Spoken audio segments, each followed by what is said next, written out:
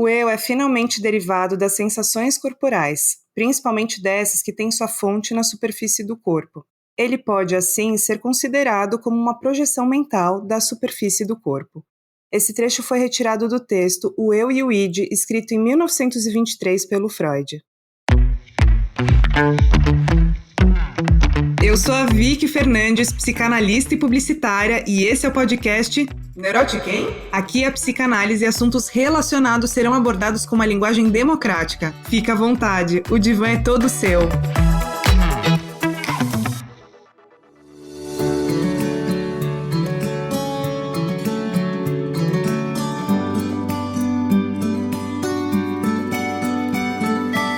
Já parou para pensar na possibilidade de que você esteja se vestindo de uma maneira que comunique algum desejo do seu inconsciente? Nesse episódio, a gente vai falar sobre como a psicanálise pode ser articulada com o vestuário e a maneira como a gente se expressa por meio das vestimentas. A nossa companhia desse bate-papo é o André Carvalho, psicanalista e etólogo, professor há 30 anos em cursos de graduação, pós-graduação e docente convidado na Sociedade Paulista de Psicanálise. Tem mestrado em Zoologia pela Unesp, doutorado em Psicologia Experimental pela USP e é diretor do Centro de Estudos do Comportamento, além de atuar em consultório particular. André, seja muito bem-vindo ao Neurotiquem. Muito obrigado, Vitória. É um prazer estar aqui, falar um pouquinho com você sobre essa relação, do psiquismo e vestuário. Roupa.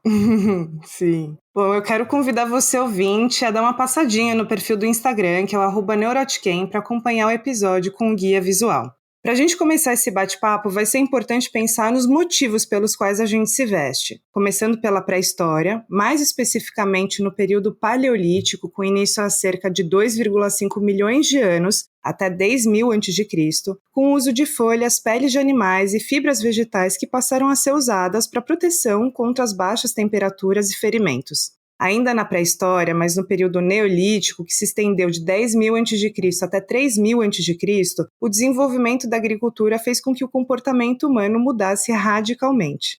Antes, os humanos viviam como nômades, e depois passaram a se fixar em um só lugar, gerando evolução na construção das civilizações, mas também no vestuário com a descoberta de novos tecidos.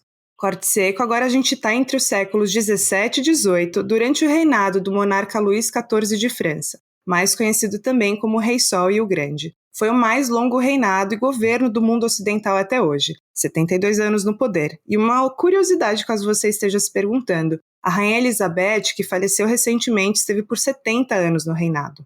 Mas bom, ele se tornou referência pela maneira como se vestia. Ele, que era rodeado de luxo e glamour, contava com um estilista da corte, que atendia aos seus pedidos mais extravagantes. Por exemplo, o rei tinha 1,60 m de altura e desejava ficar mais alto. Então, a partir desse desejo, seus sapatos passaram a ter elevação nos calcanhares. E voilá, é o que a gente entende hoje como salto alto. Inclusive, foi a partir desse momento que passaram a ser mais usados. É importante a gente lembrar que o estilo barroco floresceu nessa época, marcado pela exuberância, realismo e valorização dos detalhes e a materialidade opulenta. Isso reflete muito nos direcionamentos que o próprio rei fazia ao seu redor, tanto na escolha da vestimenta como na compra das artes que fazia. Não faltam motivos para a gente identificar a potência dele e como tinha o desejo de ser visto e reconhecido de uma maneira irreverente. Ele mesmo escolheu o sol como emblema do seu reinado. Isso somado às intenções de ser um ícone reconhecido pela ordem em rigor. Logo, a gente pode afirmar que usamos as roupas para nos proteger, cobrir, adornar e comunicar. André, como a roupa pode projetar e indicar um desejo inconsciente? Olha, Vitória, você lembrou muito bem essas 4, eu costumo dizer, objetivos, do uso de roupa, Então, você pensar, proteger é a origem do uso da roupa, Mas aí surgem mais três territórios, 3 objetivos no uso de roupa. Então, cobrir o corpo já imediatamente leva ao pensamento do pudor. Então, aquilo que deve ser desvelado, aquilo que deve ser velado, aquilo que deve ser coberto. E isso, obviamente, tem muito interesse para quem está pensando um pouco sobre o desejo inconsciente, ou o desejo, já que desejo é desejo inconsciente, pensando como Freud pensava, pelo menos. E os outros dois que você falou também, né? Comunicar. Então, mais importante do que comunicar com o outro, então já se estabelece uma relação com o outro no vestir. E o adornar, aí então, talvez seja ainda mais complexo que tudo isso que falamos, né? Porque no mundo real, sobrevivência, talvez não seja necessário adornar, não é? Então isso surge com o desenvolvimento, com o aumento da complexidade do nosso psiquismo. Então, eu não sei se projetar um desejo, sabe, Vitória, mas talvez concretizar um desejo.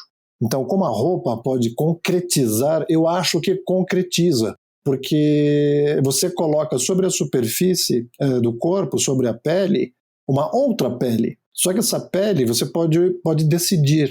Então, eu penso que, aliás, essa é uma aposta que eu faço, não é? Baseado em algumas evidências que nós temos sobre o funcionamento psíquico.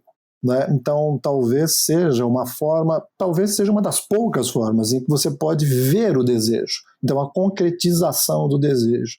Como a roupa pode concretizar o desejo inconsciente, pensando que a fantasia, né? Você pensa a palavra fantasia. Fantasia é uma fantasia que se veste ou a fantasia é aquilo que está dentro do nosso psiquismo? É a mesma palavra. Então, para nós, na psicanálise, por exemplo, remete ao fantasma, ao desejo inconsciente. E o desejo inconsciente é sinônimo de uma realidade psíquica. Então, a sua realidade psíquica, o seu mundo interno, é concretizado em alguns momentos, claro, nós não fazemos isso o tempo todo. E muitas pessoas também, às vezes, só têm uma roupa, duas roupas para usar. Então, talvez não apareça aqui. Quando você tem uma diversidade, possibilidade de usar roupa, eu penso que o desejo possa ser concretizado na escolha objetal. Então, nas roupas que nós escolhemos usar. Se você for pensar, às vezes você quer mostrar, às vezes você quer cobrir. Então, eu acho que a roupa pode concretizar o nosso desejo inconsciente enquanto realidade psíquica. Então, ela pode, por exemplo, nos levar. Será que o outro me acha bonita? Será que eu estou bonito? Será que eu estou desejável? Será que eu estou passando como uma pessoa séria? Será que eu passo uma imagem? E hoje, falar sobre imagem é viver no mundo, né?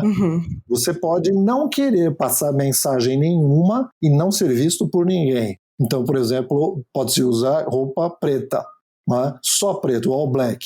Mas você está passando uma imagem, você está passando uma mensagem complexa.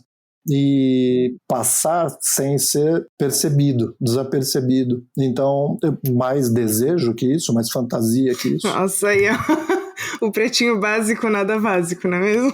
O pretinho básico não tem nada de básico. Ele demorou muito para aparecer, para ser criado, para ser pensado, para ser gestado. E tem algo de elegância, tem algo ali de conforto. Então, Vitória, quando você usa uma roupa, quando você coloca uma roupa, quando você põe uma roupa, a gente está falando de psicopatologia cotidiana, é a vida psíquica, mas é o dia a dia, é o que Freud gostava de escrever, escrevia para as pessoas. Então é sobre o mundo real, é sobre como nós vivemos, é sobre o nosso mundo interno, mas é também sobre como nós vivemos. Então, você coloca uma roupa que você gosta, você muda o seu humor. E nós continuamos, eu sei que tem muita coisa acontecendo importante no mundo hoje, mas isso é importante também. Nós seguimos, nós damos curso à nossa vida, mas a roupa, ela é falsamente uma coisa superficial. Ela é superficial no sentido de que se coloca sobre a pele. Então ela está sobre a superfície, mas ela toca nossa psique. Nossa, total. Então o pretinho básico é muito complexo.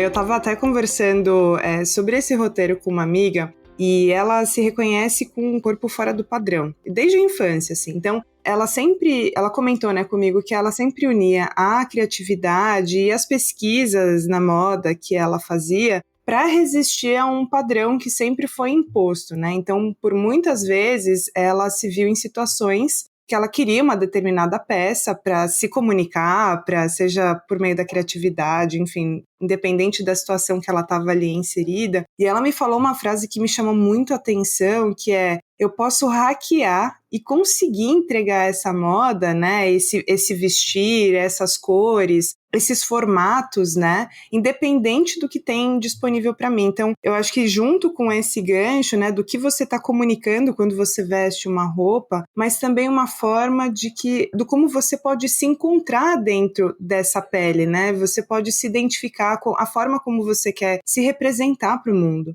E eu achei muito interessante quando ela usou esse termo, né, ali também emprestado do inglês, desse hackear. Então é uma forma de que a qualquer custo eu vou comunicar para essas pessoas o que eu estou querendo comunicar, independente de um contexto estrutural fornecer essas ferramentas ou não. Eu penso que a roupa, o vestuário, seja, assim, talvez a forma mais intensa de nós mostrarmos nossa identidade. Então, ela tá falando da identidade dela, né? Então, fantasia no sentido de realidade psíquica, né, dela. Então, a fantasia é parte consciente e parte inconsciente. Ela está conseguindo analisar, ela está conseguindo perceber algumas características, alguns traços dela que é importante aparecer para ela, aparecer na roupa. Mas parece que isso é verdade para todos nós. Então, é que ela tem isso mais claro, a sua amiga tem isso mais claro. Ela percebeu, olhou, analisou, elaborou um pouco mais isso. Então, tem algo mais profundo para ela, é mais percebido conscientemente. Mas eu acho que isso é dado para todos. Mesmo alguém que veste uma camiseta branca e uma calça jeans e um sneaker branco, tem algo ali do inconsciente. Então, eu não gosto de usar outra roupa. E esse é o tipo de roupa que eu gosto. Mas tá colocado ali, muito importante, a identidade. Exato. Bom, assim como que a gente está falando, né, do hoje em dia, mas também, por exemplo, na África, os estilos tradicionais de roupas usadas pelas mulheres africanas, elas também representam a sua posição social, política e religiosa, né, por meio das cores, por meio dos tecidos, que variam muito de acordo com a região dali do continente. Então, e também no Japão existem tipos de kimonos que são adaptados para cada ocasião, cerimônia, e que também definem até mesmo o estado civil, o parentesco e muitas vezes a idade da pessoa. Então, olha como tem uma construção cultural que está muito representada, às vezes, em algumas culturas, que isso fica, por exemplo, no Japão. A gente já sabe que o kimono é uma forma ali do vestuário da cultura, né? E eu acho isso fantástico, pensando nessa maneira de como a gente se comunica, mas também como a gente acaba tendo isso como uma herança da própria cultura. E nada mais cultural do que ver o ar de um tempo, né? Às vezes você consegue mais facilmente medir o ar de um tempo, o que rolava numa determinada época, vendo como é que as pessoas se vestiam. Então, cultura, música, política, filosofia, arte, tudo isso pode ser colocado na roupa e vivenciado na roupa. Então é identidade mesmo, mas é mais do que identidade só do indivíduo. Se você, por exemplo, pensar em psicologia das massas, você pensar numa sociologia da roupa, você consegue identificar uma época vendo as roupas que as pessoas usavam. Então, é como se o ar do tempo em que nós vivemos e também o do passado pudesse ser medido, a roupa, como se fosse um padrão estético de uma época. Só que hoje, como algumas roupas são mais baratas, nós temos uma diversidade muito grande, então você pode se expressar muito, da sua identidade fica muito mais fácil de você eleger peças e poder se expressar. Mas mesmo assim, mesmo não parecendo para nós que vivemos a época que vivemos, mas tem um conjunto de características, de traços, que são os padrões estéticos da época que nós vivemos. E isso, eu fico pensando, Vitória, vendo foto, por exemplo, aqui em São Paulo, ou no Brasil em geral, como as pessoas se vestiam. Em 1920, 1930, as pessoas saíam para ir ao centro de São Paulo de terno, paletó, chapéu. Então, assim, é muito elegante perto do que nós vemos hoje. Não é uma crítica às roupas que as pessoas vestem hoje, mas mudou, entende? As pessoas tinham um cuidado maior para se vestir décadas atrás. E hoje que você vê no dia a dia, nós estamos falando sobre diversidade, né?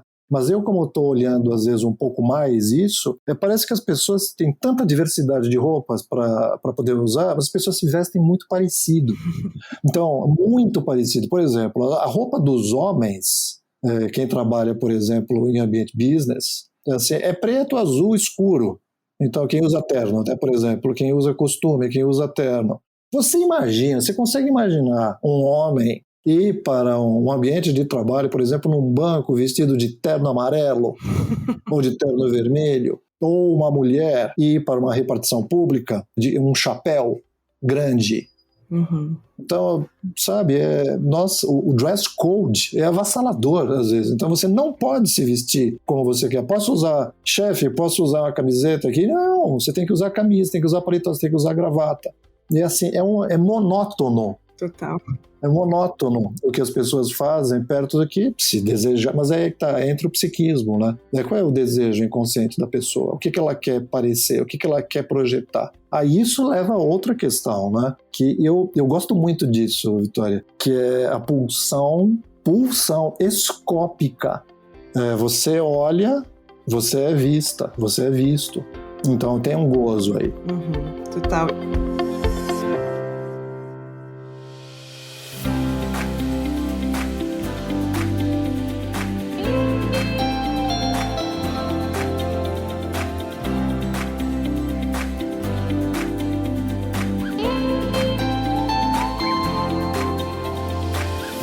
E você estava falando dessas vestimentas, né, vou trazer mais rígidas, assim, dentro do corporativo. E tem uma pessoa que ele é um homem cis hétero, enfim, da forma como ele já se identificou e falou para uma coluna, mas é o Mark Bryan, que ele ficou famoso pelas suas escolhas de looks da cintura para cima, com um visual mais, entre aspas, masculino, um masculino corporativo, e da cintura para baixo mais, entre aspas, feminino, né? Então, ele é um cara que usa o terno, né? Como você estava comentando, um terno com cores mais sóbrias, até das fotos que eu vi dele, eu não sei se ele acaba sendo mais ousado nas cores, mas sempre da cintura para baixo, um salto alto, uma saia. Então, até do que eu vi, gerou até um certo buzz. Em 2020 saiu uma reportagem sobre ele no portal do Hypeness, e ele, inclusive, desfilou no Paris Fashion Week, eu não sei em que ano que foi,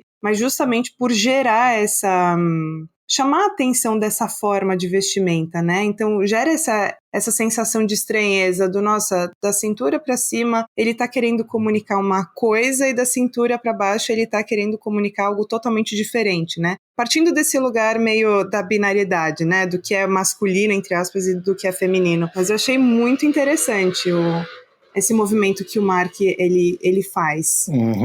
Eu acho fascinante esses movimentos, né? Que as pessoas, que os seres humanos fazem em relação ao vestuário, a roupa, né? Não necessariamente moda, ou se você quiser, a moda da pessoa, a moda do sujeito, né? O que a pessoa quer realizar, né? O que ela quer mostrar para o outro, né? O Mark Bryan, ele é muito interessante, chamou bastante atenção, porque ele se veste também muito bem, né? As peças de roupa que você vê ali não são quaisquer peças de roupa, são muito estilosas, né? São muito bem acabadas, mas você vê, para entender, ele se coloca como alguém heterossexual, não é?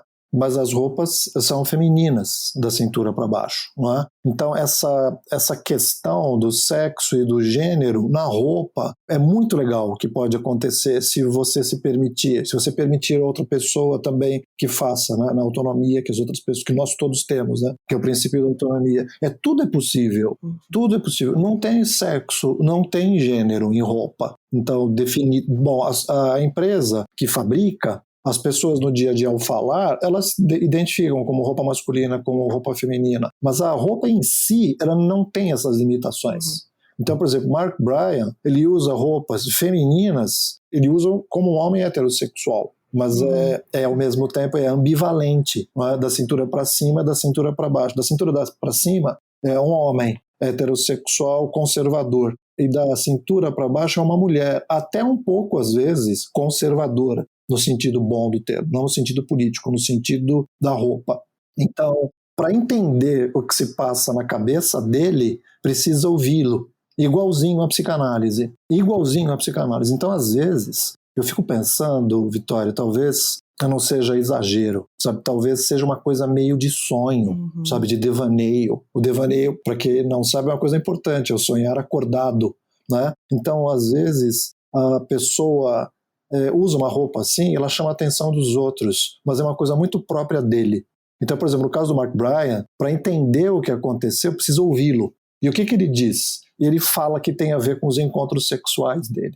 Os encontros sexuais que ele tinha, no passado, quando ele era mais jovem, com mulheres que ele descreve como modelos altas, magras, de pernas longas, e usavam sapato alto. O que aconteceu? O sapato alto parou nele. As pessoas falam, nós falaríamos em linguagem comum do dia a dia, nós falaríamos, ele apaixonou. Chonou. Ele teve uma fixação, ele chonou. Ele teve alguma fixação ou fixações. É complicado, Vitória, às vezes a pessoa fazer sozinha, às vezes, essa análise. Às vezes é interessante fazer uma análise mesmo, não só para isso, obviamente, ninguém faria uma análise só para isso, mas para entender as raízes de por que ele teve essa fixação ou esse desejo, por que ele chonou, por que ele apaixonou. Talvez seria interessante visitar, olhar, elaborar, até antes dessa época, que ele cogita como a verdadeira responsável por ele usar essa roupa ambivalente, né? Eu não sei, eu penso que talvez seja bem mais anterior. E olha, você estava falando sobre isso, me veio agora na cabeça que recentemente eu conversei com algumas pessoas ao meu redor que elas disseram ficar mais confortáveis com o que vestem durante o período festivo do carnaval aqui no Brasil. É como se essas pessoas estivessem autorizadas a usar qualquer fantasia que literalmente desejam, seja com adereços ou até mesmo sem roupa, de tal maneira que não se sintam julgadas ou comparadas. É como se a folia libertasse o corpo da opinião alheia e permitisse essas pessoas se sentirem livres e sexy. Eu fiquei pensando que é pela sexualidade que a gente consegue entender como o humano deseja, sonha, fantasia e como faz as suas apostas a partir dos seus desejos, né? Nesse caso, a sexualidade ligada com a singularidade de cada pessoa. E isso sendo um conceito tão humano que é de difícil compreensão para quem não vive na pele ou observa o outro de fora, né? E olha, o Freud, né, o que ele chama de sexual e sexualidade não é necessariamente ligado aos genitais e reprodução, mas sim sobre prazer e desejo. Então, entre o final do século XIX e começo do século XX, o Freud analisou que os pacientes carregavam assuntos ocultos e reprimidos, e quando passaram a elaborar sobre, percebeu que ali existiam de fato profundos desejos sexuais. O que acontecia naquela época, e que em parte segue existindo hoje também, infelizmente, é uma máxima de que a sexualidade é igual à reprodução. Esse ponto deixa o ser humano em um lugar restrito, com até mesmo conceitos religiosos na base do que é certo ou errado. Na obra 3 Ensaios sobre a Teoria da Sexualidade, escrito originalmente em 1905, mas que ao longo dos anos foi sofrendo alterações pelo próprio Freud. Dentre as tantas investigações que ele faz sobre esse tema, ele fala sobre o caráter natural da busca do ser humano quanto ao seu prazer. Falando mais especificamente sobre o fetiche, que tem a sua etimologia do termo oriunda do português feitiço, significa fascinação e encanto. Uma fantasia sexual que pode ser qualquer pensamento sobre uma pessoa ou objeto, uma sensação ou até mesmo uma situação que seja capaz de estimular e provocar uma excitação no indivíduo. O Freud afirmava que o fetichismo seria basicamente um procedimento de substituição, né? Em que um objeto entra no lugar do outro e assim está ligado às impressões sexuais precoces na infância. Então, André, como que o fetiche ele pode estar vinculado com a maneira que a pessoa se veste? A origem, como você lembrou muito bem, Vitória, esse português talvez mais arcaico, né? Fetiço, né? Fetiço com 2 S's, que leva a etimologia, às vezes é importante, né? Leva ao termo feitiço. Então, o objeto nos lança um feitiço. Então, é como o fetiche, para a teoria psicanalítica, é simplesmente a base para entender a perversão como estrutura psíquica. Então, é sempre por meio do fetiche. Então, todas as formas que você entende a perversão passam por um fetichismo. Então, sem falar do fetichismo psicopatológico, que não é o caso aqui, não é disso que nós estamos falando, mas eu penso que, embora seja uma estrutura psíquica diferente, mas é como se fosse salpicado nas outras estruturas. No neurótico tem também um pouco isso. Eu acho que tem um pouco de fetichismo em todos nós. Acho não, eu penso que tenha mesmo. Então, é a substituição do falo da mãe. Na teoria psicanalítica isso tem um lugar importante, a inveja do pênis, etc., que me parece ser mais... O Freud talvez não tenha sido possível falar mais do que ele talvez gostaria de falar, que já foi bastante chocante para a época, mas na verdade me parece que ele tenha falado sobre o falo, né? Sobre o poder que estava investido, que o homem podia fazer tudo e a mulher não podia fazer muita coisa na vida. A mulher às vezes não podia votar, não podia estudar, tinha às vezes o que estava destinado à mulher naquela época ou antes da época era de ser uma mulher que ia casar e ter família. Então é muito mais, não é, do que isso. Nós estamos falando aqui sobre algo que está presente em todos nós. Então, quando você troca uma coisa por outra, você tem uma substituição. Então, o fetiche é a substituição do falo da mãe para negar a castração. Só que é uma relação substitutiva. Então, uma relação substitutiva ela nunca é exatamente como a original. Então, o objeto ele é tão importante, ele é tão atrativo, ele é tão atraente, ele é tão sedutor para nós, porque provavelmente ele entra no lugar daquilo que não existia na mãe, que era o falo da mãe. Então, se existir algo que substitua o falo da mãe, se nega a castração. Então, a castração não aconteceu porque eu coloquei algo no lugar. Só que esse objeto, que agora, como você disse muito bem, ele não é mais sexual. Ele não fala mais sobre reprodução. Ele fala sobre algo que é cultural. Então é algo que é subjetivo, mas é intenso. Então o fetiche é um objeto, pode ser uma roupa. Então, como o fetiche pode estar vinculado com a maneira que a pessoa se veste, eu acho que sempre, de algum modo, talvez mais intenso, talvez mais solto, talvez mais leve em outros, mas o nosso desenvolvimento psíquico, pelo menos de acordo com a teoria freudiana, passa por isso. Então, nós substituímos o falo da mãe, o falo de uma mulher, para negar a castração. Né? Então, isso faz parte do desenvolvimento psíquico de acordo com uma teoria psicanalítica mais freudiana. Lacan pensa um pouquinho mais diferente. Melanie Klein pensa mais diferente ainda sobre o fetichismo, talvez bem mais diferente. Né? Mas eu acho que está vinculado porque a roupa pode estar vinculado, né? Palavrinha importante, pode estar, não necessariamente, porque a roupa é um objeto.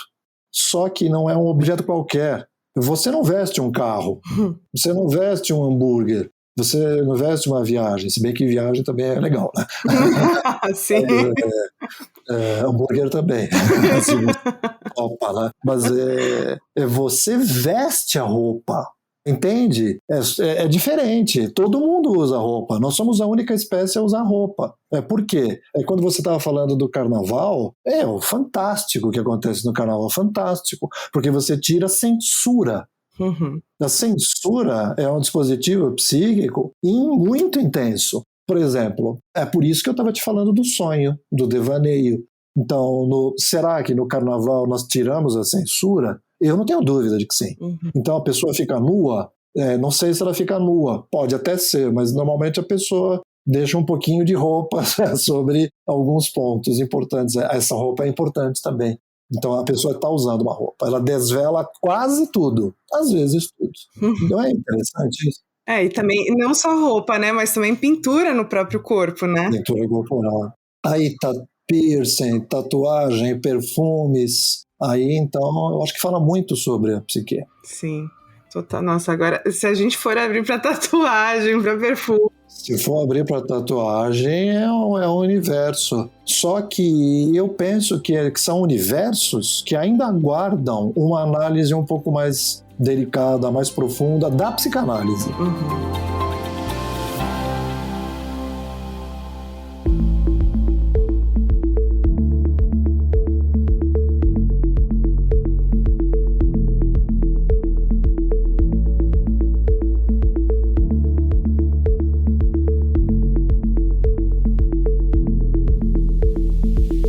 assim como a própria vestimenta, né? Você vem se propondo a analisar um pouco mais em como isso pode estar articulado com a psicanálise, que efetivamente não foi algo que foi falado sobre de uma forma mais explícita, nem pelo Freud, por Lacan, Winnicott, Melanie Klein e tantos outros, né? Que estiveram aí vivos durante o século XX, né, mas principalmente, mas também, pelo menos eu não sei de psicanalistas contemporâneos, né, que estejam hoje vivos e elaborando sobre. Eu acho que não cheguei, talvez, em algum estudo um pouco mais específico, né, sobre o tema, mas de fato, a tatuagem é algo que a gente também veste, né, a diferença é que a gente veste para um todo, né, para uma eternidade, podendo hoje ter o recurso de tirar, mas a priori, até mesmo a tatuagem que se tira ainda fica marcada na pele. Deixa sinais, né? Deixa marcas. Então, eu estou de acordo com você, Vitória. Talvez a psicanálise ou os psicanalistas tenham deixado um pouco de lado por parecer fútil.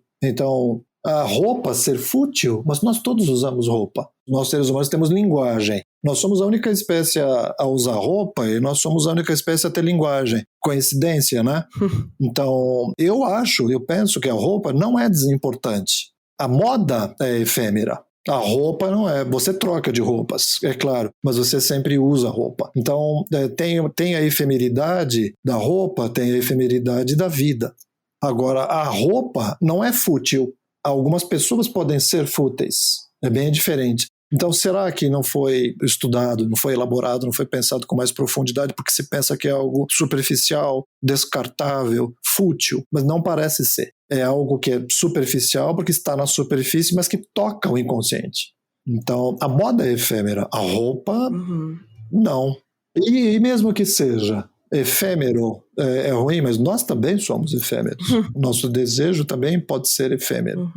Desejo é apetite. Desejo é propensão na direção e sentido de fazer algo. A partir do momento que você realiza o desejo desaparece, mas ele vai voltar. Isso também não é efêmero. E você estava também falando sobre a sociedade, né? Até anotei aqui um ponto para a gente falar sobre muitas vezes essa potência erótica reprimida, né? Nesses meios, nessas formas de se comunicar. Assim, a gente já está falando sobre isso dentro do tema, né? Mas como esse lugar reprimido, ele às vezes até mesmo fortalece com que esse desejo, né, saia e de alguma maneira possa se expressar. O que eu vejo é isso, Vitória, mas é com as limitações do que podemos fazer no setting analítico, é com as limitações do que nós podemos ver nas nossas experiências pessoais. Mas o que eu posso ver ao longo das análises é que a pessoa, desse recorte que você está fazendo, né? As pessoas, ao se libertarem, elas se libertam também no vestir. Verdade. Interessante, não é? Mas, eu estou falando interessante porque é mais uma evidência de que o inconsciente aparece na nossa escolha objetal, aparece nas roupas que nós usamos. Porque é uma oportunidade de mão cheia para você acessar o inconsciente do outro. Exato. E os analistas, os psi, eu acho, mais do que os analistas, eu acho que os psi não usam isso. Mas a roupa é uma forma para nós nos comunicarmos. A roupa é uma forma muito legal de nos relacionarmos com o outro. E as pessoas olham superficialmente, né? Mas tem conteúdos muito complexos ali na escolha da roupa. Então você se prepara, não é verdade? Nós nos preparamos, a roupa que nós vamos vestir depende de onde nós vamos e quem nós vamos encontrar. Total. Olha o desejo pulsando aí. Eu fui elaborando na minha análise que a forma o meu vestir, ele mudou muito durante a pandemia, assim, antes eu acho que eu era uma pessoa muito mais sóbria, por exemplo, né, de usar cores mais escuras, o preto e o branco, e foi justamente durante a pandemia que eu fui percebendo, não, acho que eu quero usar mais cores, assim, não que eu não usasse, mas eu acho que agora ficou muito mais, assim, quase que o meu ponto de partida tem sido cores, né, e como combinar essas cores, né. E é curioso, porque foi um período bastante sombrio que a gente viveu como sociedade, de acessar notícias diárias e constantemente acessando a morte, né? Então, até pensando aqui, como eu saí de um preto, que era algo que também remete de uma certa maneira ao próprio luto, né? E foi uma escolha talvez de querer sair, de querer meio que sobreviver a esse caos que rolou nesses últimos anos, né? Eu não sei se você ouvinte também percebeu ou sentiu alguma mudança no seu vestir ao longo dos últimos anos. E eu acho que também as pessoas que fazem análise também acabam se questionando mais sobre isso, né? Ou passam a perceber mais essas movimentações, não necessariamente atrelado a uma mudança obrigatória, né? Mas é curioso como eu acho que vem um movimento quase que natural. A partir do momento que você passa a perceber, o seu perceber em relação à roupa, ele se torna totalmente diferente do que antes, quando você não ligava muito para isso. Era de acordo com a temperatura, com a umidade do dia, o que você ia fazer, as atividades, e não que isso deixa de ser um ponto de partida, mas o olhar é outro também, né? Sim. Esse ver, ser visto, compreende, na verdade, 3 funções. Porque quando você vê, você tem o prazer de se ver primeiro. Uhum. Primeiro, você mesmo tem o prazer de se ver. Então, isso leva a um autoerotismo, né? O assunto fica mais complexo, né? Então, você tem uma segunda função, que é o prazer de ser visto, de ser vista. E terceiro, você tem o prazer de se mostrar. Então, não é tão simples assim o ver ser visto. Agora, esse prazer de se mostrar, esse prazer, essa pulsão é mais complexo do que parece, porque leva ao autoerotismo, e isso é uma coisa muito antiga em nós, no desenvolvimento de um sujeito. Então, o autoerotismo leva ao bebê. E se nós formos falar disso, Vitória, é muito intenso, assim, é muita coisa complexa. Porque o bebê não precisa falar a bebê e pensa, viaja. Uhum. Quando você olha o bebê, você sorri para o bebê. Então o bebê não precisa fazer nada, ele precisa existir. Uhum. Então um bebê é maravilhoso, uma bebê é maravilhosa, ela não precisa fazer nada a não ser existir mesmo, né? Então tem a autoexploração, tem o movimento autoerótico, mas tem também as outras pessoas bombando, olhando para o bebê, porque o bebê é muito sensual, ele é muito atrativo, no sentido de ativo. Né? O bebê chama atenção, porque ele é neotênico, né? Então ele é muito atraente para ser olhado. Um bebê captura seu olhar. Uhum. Uma bebê captura... Bom, não para todos, né? Para alguém que não se sinta assim, então não é assim para todos, mais intenso, menos intenso. Mas enfim, um bebê sempre é um ativador emocional. Uhum. Então, para que possamos cuidar do bebê. Mas isso talvez fique registrado no ser humano de uma forma muito pungente, uma forma muito intensa. Porque quando nós nos vestimos, muitas vezes você localiza, eu quero vestir uma roupa e estar elegante, estar bonita, estar sensual, ou esconder, ou estar um pouco mais elegante, mais do que sexy. Enfim, é como você quer ser vista. Só que é gostoso. É inegável isso, é gostoso você perceber que está sendo vista. Se você vai se autorizar a ser vista, ser visto, é outra história, né? Uhum. Cada um tem um desenvolvimento, cada um tem um percurso na vida. Mas tá aí, claro, o autoerotismo. Então, eu me vejo, mas eu vejo o outro olhando para mim. E tal qual um bebê que só precisava se mostrar para ter sorrisos, cuidado, atenção, amor, carinho, nós também. Eu penso que talvez seja uma marca importante, talvez seja uma repetição. Talvez seja algo que tenha sido marcado mesmo. Então, uma saudade, linguagem coloquial comum, seria uma saudade daquele tempo em que eu só precisava me mostrar. Existir, né? Existir e respirar. Existir. Já seria suficiente. Então, eu me visto pronto. Estou pronto. Agora, eu vou ser alvo do olhar. E o outro vai sorrir, vai me desejar. O bebê é desejado pelo olhar. Uhum.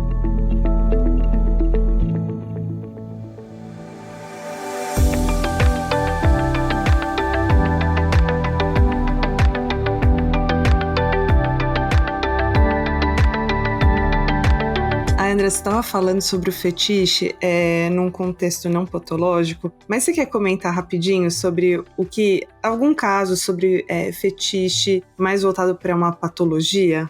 Bom, também é assunto vastíssimo, né? Nós temos, do ponto de vista da perversão psicopatológica, você tem exibicionismo, voyeurismo, sadomasoquismo, travestismo, Então tem alguns nomes que talvez remetam, você precisa entender um pouco mais o que significam esses nomes, que nem perversão, né? Não quer dizer que a pessoa seja má, não é isso, você é uma pessoa perversa. Não, é um outro sentido que Freud deu ao termo perversão, e que a medicina, na verdade, retirou, né? Na medicina, a psiquiatria, por exemplo, não usa mais perversão, usa parafilias, né? Então, será o exibicionismo pode ser psicopatológico? Eu já atendi um caso de exibicionismo psicopatológico e é muito sofrido. Voyeurismo pode ser psicopatológico, sadomasoquismo também, mas tem todos nós, penso, mas não o psicopatológico, né?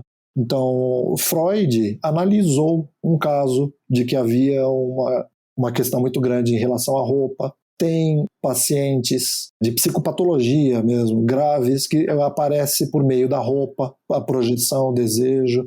Tem o famoso assassino, tem um assassino serial americano, né, que teve uma fixação, adivinhem que? Sapato alto, né?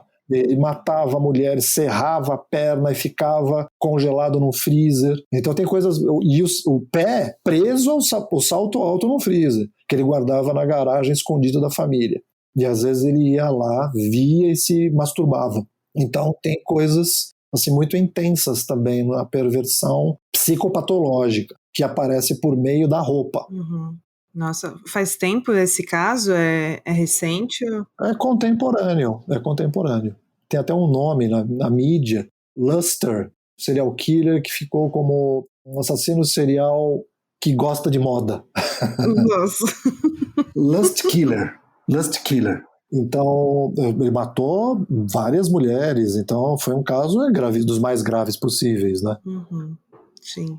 Muito. Esse caso desse Luster Killer, o assassino da luxúria, né? Ele teve um momento com uma mãe muito controladora, muito intensa, de que ele calçou sapatos altos que eu acho que ele havia encontrado no lixo, ou encontrou, agora não me lembro bem como é que ele encontrou. Ele desfilou 5, 6 anos de idade, ou até um pouquinho antes disso, com os sapatos altos. E a mãe o censurou muito ativamente. Parece que ela até queimou os sapatos altos na frente dele. Então você vê, já tem as raízes de algo muito duro, muito difícil, né, que aconteceu na história dessa pessoa, desse ser humano. Mas um serial killer, um assassino serial, está preso, então uma das coisas mais graves, psicopatologia grave, né?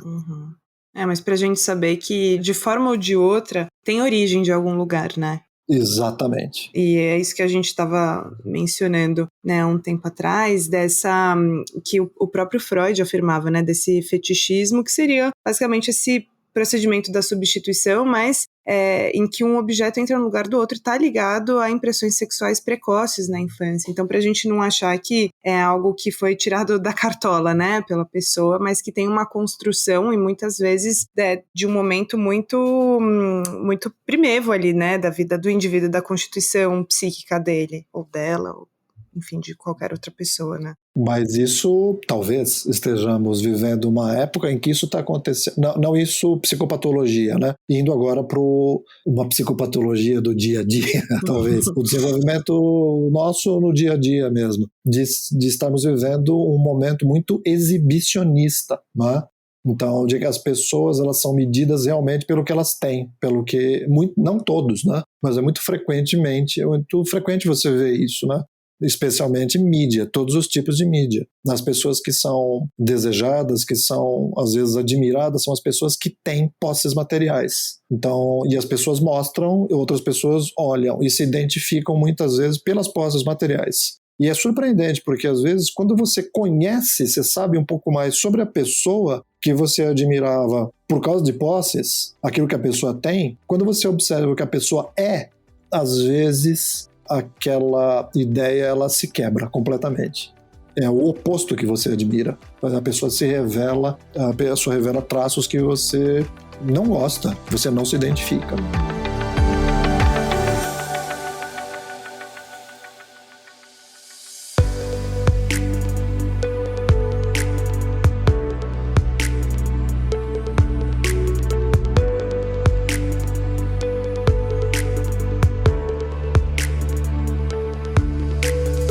Bom, de acordo com o Databolha Neurótico, 60% das 30 pessoas que responderam ali algumas perguntas que eu fiz disseram se importar com a opinião do outro em relação a como se vestem, e desses, 89% se sentem felizes e contentes quando recebem elogios quanto à vestimenta. E algumas perguntas, né, surgiram, e eu escolhi aqui uma que é: qual o papel dos signos e da semiótica para a forma como o outro entende como nos vestimos? Certamente tem papel muito relevante. Vitória, é que eu tenho mais me dedicado a enxergar de um ponto de vista psicanalítico, né? E mesmo assim, o universo se não dá conta das possibilidades, né? Porque cada ser humano tem um universo psíquico, né? Mas eu tento me concentrar mais, eu não sei se eu posso falar muito sobre esses outros ângulos de visão, eu tento me concentrar mais do ponto de vista psicanalítico, né? Aquilo que falávamos, né, da fantasia, da realidade psíquica, daquilo que é subjetivo, na concretização também do nosso desejo, que é a roupa em si. Mas você tem um potencial enorme. E você tem até mais autores e autoras que falam com esse ângulo de visão, né?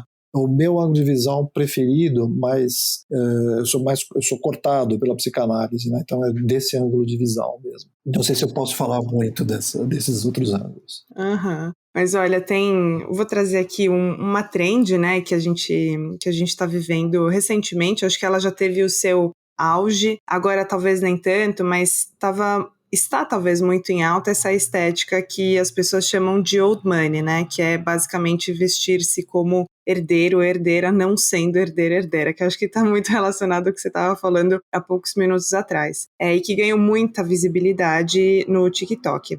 Tem, de alguma forma, como a gente perceber esse movimento estando relacionado com um possível desejo da pessoa? Acho que ficou muito claro, né? É parecer algo que está como um trend, né? Então, é uma moda, né? Então, talvez seja uma moda, um trend, um movimento que tem algumas características mais particulares. Então, você vê um grupo de pessoas, mas parece que é um pouco a aplicação daquilo que nós estávamos falando, né? Então, é a projeção, não no sentido psicanalítico, não no conceito psicanalítico, mas é aquilo que se quer parecer ao outro. E nesse caso parece ser também, ou pelo menos talvez, né, existe a possibilidade de que seja algo, parecer algo que não se é. Um prato cheio para análise. Sim, mas eu acho que e esse é um ponto legal que você tocou, não é uma crítica. As pessoas têm o direito, todo o direito do mundo de parecer o que quiser, porque a fantasia não é assim, é algo que você é a expressão máxima e mais verdadeira, é a realidade psíquica. Então você vai dizer, mas essas pessoas são falsas. Talvez, no sentido mais coloquial, né, geral, eu não sugeriria que você fizesse isso, porque talvez seja algo muito profundo, muito importante para essas pessoas.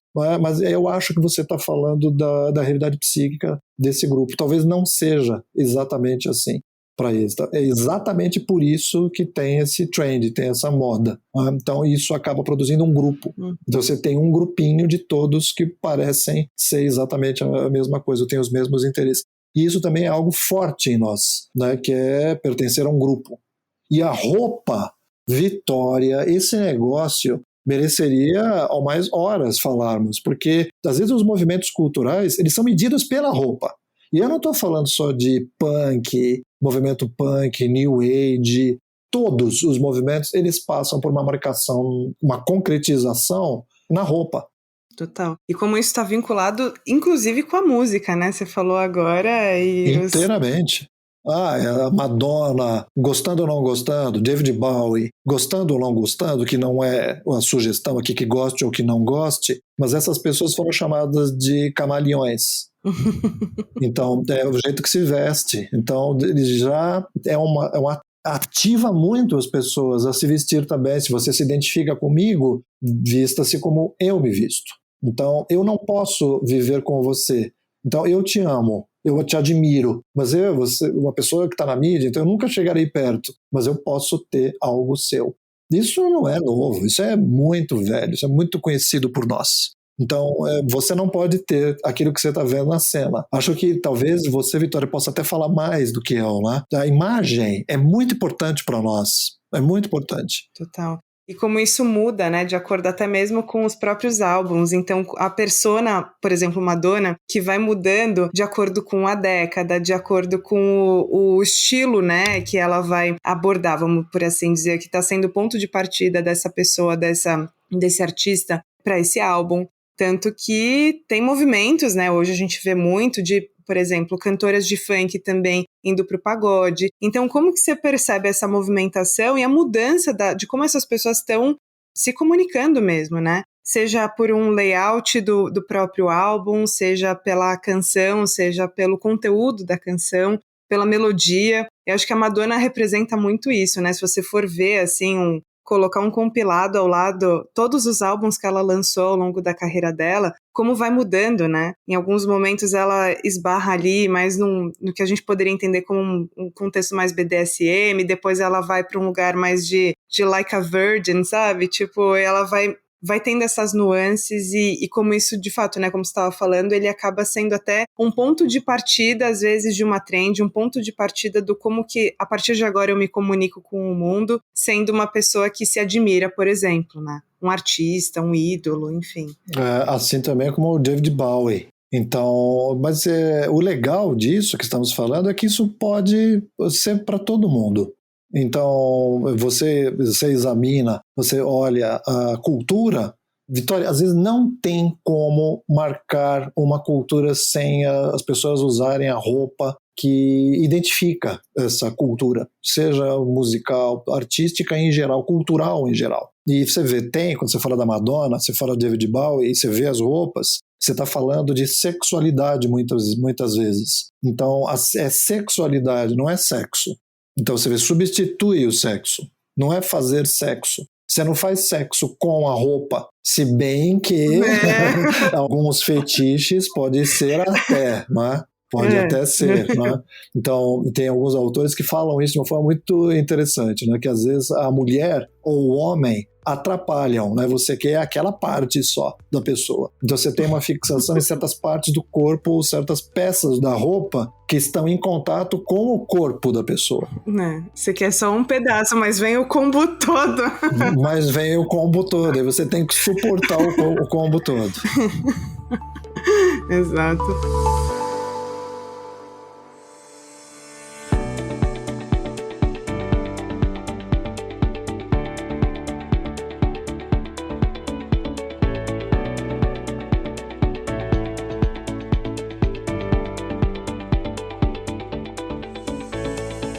André, muito obrigada pela sua presença e disponibilidade para compartilhar sobre um assunto pouquíssimo explorado na psicanálise e, lógico, pelo seu tempo de estar aqui com a gente. Tenho certeza que os ouvintes adoraram todo o conteúdo que foi dito.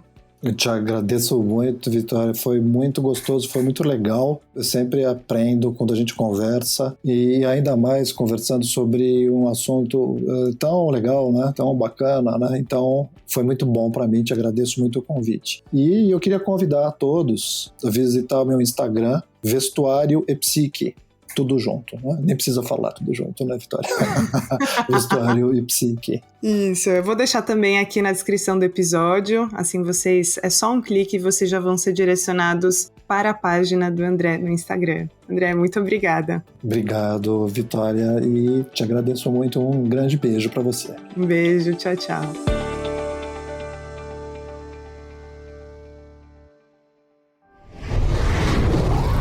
Cosmódromo Estúdio.